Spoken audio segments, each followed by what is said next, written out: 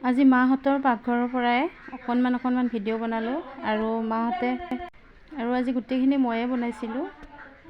আৰু এয়া কোনো নতুন ৰেচিপি নহয়, সাধাৰণতে বনোৱা পোলাও আৰু অকণমান পনীৰৰ চব্জি আৰু অকণমান মাংস আছিল। আৰু পোলাওখিনিৰ কাৰণে মই এয়া বিন গাজৰ প্ৰথমতে ভাজি ল'লোঁ।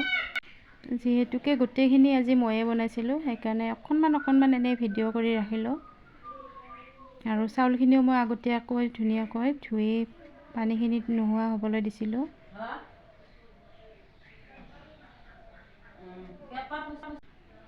আৰু এইফালে অকণমান মিক্স ভাজি এখন বনাইছিলোঁ, ভাজিখন নমাই ল'লোঁ।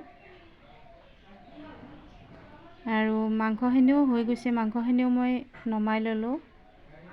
আৰু এইখিনি ভিডিঅ' কৰি নাথাকিলোঁ আৰু যিহেতু কেনেই বনাইছিলোঁ।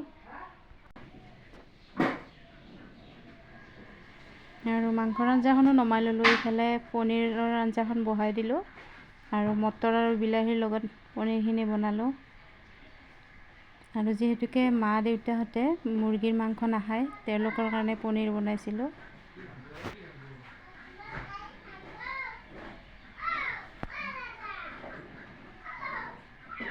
আৰু একেবাৰে চিম্পুলকৈ আছিলে আজি ৰাতিৰ সাজত। যিহেতুকে পোলাও বনালোঁ, তাৰ লগত মিক্স ভাজিখন আৰু মাংস আছিল আৰু মা দেউতাৰ কাৰণে পনীৰ আছিল। আৰু ধুনীয়াকৈ সজাই পৰাই দিলোঁ এনেদৰে।